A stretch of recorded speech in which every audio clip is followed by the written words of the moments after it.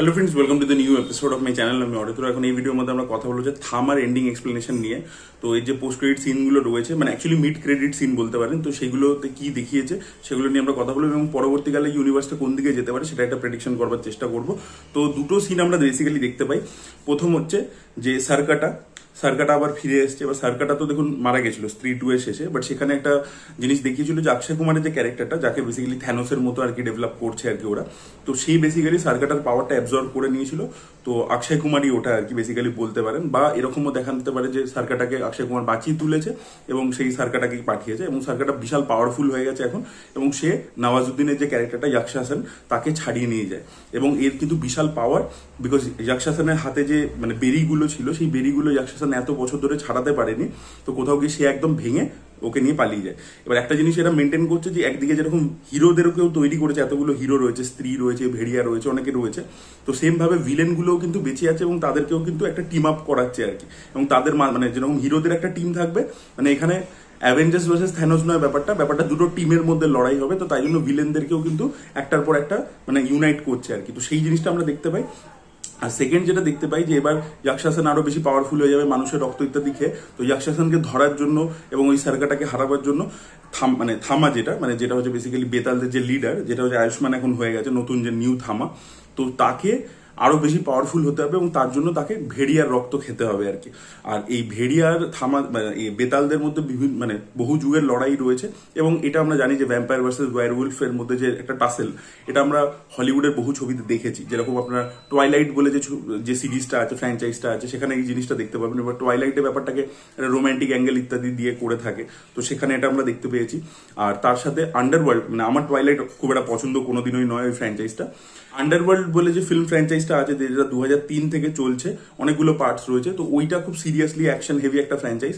তো সেখানে কিন্তু এই যে রাইভেলরিটা, ওয়্যারউলফ ভার্সেস ভ্যাম্পায়ারের যে রাইভেলরিটা, সেটাকে খুব সুন্দর করে দেখিয়েছে। এবং ভ্যাম্পায়ার মানে সেখানে একটা প্রেমের অ্যাঙ্গেল আসবে, এবং আন্ডারওয়ার্ল্ডেও কিন্তু একটা প্রেমের অ্যাঙ্গেল রয়েছে, যে অ্যাকশন ইত্যাদি যাই হচ্ছে, বাট ও ওয়্যারউলফদের মধ্যে একজনকে ভালোবেসে ফেলছে, একজন ভ্যাম্পায়ার। তো এই জিনিসপত্রগুলো দেখায়, but primarily action heavy. But ওই সিনেমাগুলো প্রচন্ড সিরিয়াস, ওখানে হরর কমেডি ওই জনরার মধ্যে ওগুলো পড়ে না, পুরো ড্যাম সিরিয়াস ফিল্ম আর কি।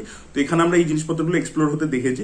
তো সেম ভাবে এখানে আমরা দেখতে পাচ্ছি যে বেতালদের সাথে ওয়্যারউলফদের মানে ভেড়িয়াদের ঝামেলা রয়েছে বহুদিন ধরে, এবং ভেড়িয়া যদি এক ফোঁটা বেতালের রক্ত খেয়ে নেয় তাহলে সে পাওয়ারফুল হয়ে যাবে, আবার ভাইসে ভার্সা আর কি। তো সেই ব্যাপারটা, সেই রাইভেলরিটা আমরা দেখতে পাবো।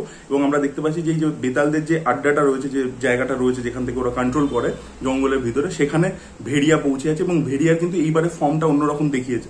সে কিন্তু বেতালের রক্ত খাওয়ার পরে তার যে ফিজিক্যাল শেপটা আমরা ভেড়িয়া ছবিতে যেরকম বরুণ ধাওয়ানকে দেখতে পেয়েছিলাম, এবারে কিন্তু তার লুকটা দেখবে চেঞ্জ হয়ে গেছে। এবং অ্যাকচুয়ালি এই ছবির বেস্ট সিকোয়েন্স হচ্ছে যে ভেড়িয়া ভার্সেস বেতাল যেটা হয়, মানে আয়ুষ্মান ভার্সেস বরুণ ধাওয়ানের যে সিনটা, সেখানে যে অ্যাকশন ইত্যাদি হয়, সেখানে যে সিজির কাজ রয়েছে, আমি এটা রিভিউতেও বলেছিলাম, ওই সিকোয়েন্সটা অ্যাকচুয়ালি হচ্ছে পয়সা ওয়াসুল সিকোয়েন্স। তো অ্যাকচুয়ালি এই জিনিসটার উপরই ওদের বেশি করে খেলা উচিত, ঠিক আছে। এবার প্রবলেম হচ্ছে কি, যে দেখুন এরা তো এদেরকে হিরোই দেখাবে, মানে বরুণ ধাওয়ানও হিরো, আয়ুষ্মান খুরানাও হিরো, তো যাই এদের মধ্যে ঝামেলা থাকুক, এরা ব্যাপারটাকে শর্ট আউট করে এক টিমে হয়ে যাবে, এটা আমরা বুঝতে পারছি। এবার সেটাকে কিন্তু তার আগে, টিম আপটা হয়ে যাওয়ার আগে, যে নিজেদের মধ্যে যে লড়াইটা, সেটাকে যেন এইভাবে দেখায় যাতে জিনিসটা মানে টাসেলটা ফিল হয় যে হ্যাঁ ভাই এবার দুজনকে মেরে দেবে আর কি, বিকজ দুজনেরই উদ্দেশ্য কিন্তু ভালো। তো এবার দেখা যাক সেটা কি করে তারা দেখায়। তো সেই জিনিসটাকেও এস্টাবলিশ করে দিয়েছে। এবার শক্তিশালিনী বলে একটা ছবি আছে, এটা ক্রিসমাস 2026-এ রিলিজ করবে। আগে কিয়ারা আডবাণীর চরিত্রটা করার কথা ছিল, এখন করছে আনিত পাড্ডা। এবার এটার যে অ্যানাউন্সমেন্ট এসেছে, মাদার অফ অল বলে বলছে। দেখুন শক্তিশালিনী মানে হচ্ছে দেবী দুর্গার কথা বলা হচ্ছে। এবং এখানে এই থামা ছবিতে আমরা যে ফোকলোরটা দেখতে পেয়েছি, সেখানে আমরা দেখতে পাচ্ছি যে দেবী দুর্গা সেই যখন রক্তবীজকে মারছিল, তো তখন এই যে রক্তবীজের একটা রক্ত পড়লে কি হবে, আরেকটা রক্তবীজ তৈরি হয়ে যাবে। তো সেই জিনিসটাকে যাতে আটকানো যেতে পারে, তো এক একটা রক্তবীজের গা থেকে যাতে রক্ত চুষে নিতে পারে পুরোটা, যাতে কোনো রক্ত মাটিতে না পড়ে, তাই জন্য বেতালের সৃষ্টি করেছে দেবী দুর্গা। তার মানে এই বেতালদেরকে কন্ট্রোল করতে পারে আলটিমেটলি দেবী দুর্গা। এবং শক্তিশালিনী মানে হচ্ছে দেবী দুর্গা, ঠিক আছে, একটা ফর্ম আর কি বলতে পারেন। তো সে বেসিক্যালি আসবে এবং সে সেখান থেকে, এবং আমরা একটা দেবীর অলরেডি মূর্তি কিন্তু দেখতে পাই এই থামা সিনেমার মধ্যে, যে আর কি লাস্টে আয়ুষ্মান খুরানাকে হার্ট বিটটা দেয় আর কি, আপনারা দেখেছেন যদি ছবিটা। তো সেই দেবীটাই মাইট বি হয়তো এই শক্তিশালিনী, তার অরিজিন ইত্যাদি, বেতালদের সাথে তার কি কানেকশন, সেগুলো হয়তো শক্তিশালিনী ছবিতে ওরা এক্সপ্লোর করবে। এবং এই শক্তিশালিনী কিন্তু মাইট বি হয়তো এই থামা এবং এর মধ্যে যে ভেড়িয়ার মধ্যে যে ঝামেলাটা, যে কনফ্লিক্টটা, সেটাকে হয়তো সেই রিজলভ করতে পারে। এবার দেখুন এই ছবিটার প্রবলেম কি হয়ে গেছে, এই যে ভেড়িয়া ভার্সেস এর যে থামার যে ক্ল্যাশটা, যেটা অ্যাকচুয়ালি ছবি সব থেকে ইন্টারেস্টিং ব্যাপার, এটাকে ওরা জাস্ট একটা স্টেপিং স্টোন হিসাবে ইউজ করেছে।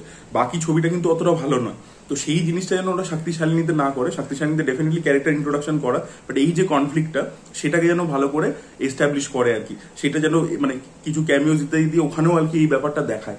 সেই ডাইরেক্টলি ভেড়িয়া 2-তে গিয়ে যদি এই কনফ্লিক্টটা খালি হয় তাহলে কিন্তু জিনিসটা জমবে না, তাহলে অনেকদিন সময় লেগে যাবে আর কি। তো দেখা যাক। আর অন্যদিকে এই যে মুঞ্জিয়া, এই ক্যারেক্টারটাও নেগেটিভ ক্যারেক্টার এবং সেও ভিলেনদের দলেই যাবে, তো সে এবার কিভাবে গিয়ে কানেক্ট হচ্ছে এদের সাথে, মানে ভিলেনদের দলে গিয়ে জুড়ছে, সেটা দেখার মতো বিষয় হবে।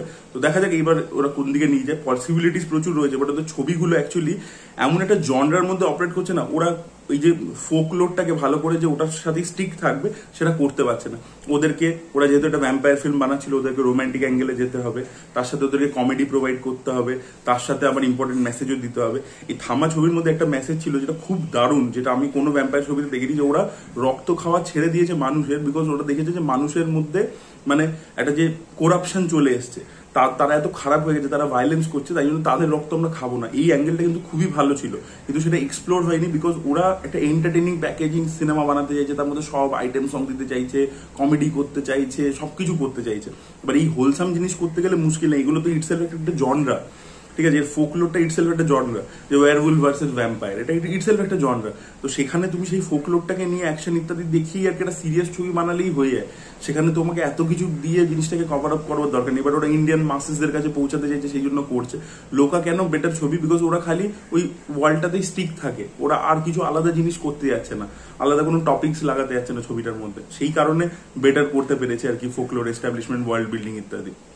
তো যাই হোক, আমি দুটোর মধ্যে কম্পারিজনে যাচ্ছি না, বাট থামারও প্রচুর পোটেনশিয়াল আছে। শক্তিশালিনী ক্যারেক্টারটা যেহেতু বললাম দেবী দুর্গার মতো ক্যারেক্টার, অলরেডি ওরা এই কনফ্লিক্টটা সেট আপ করে দিয়েছে, ভিলেনদের একটা টিম বানাচ্ছে, তো সেগুলো ওরা গিয়ে কোথাও গিয়ে কানেক্ট করতে পারে পরবর্তীকালে। এবার দেখা যাক।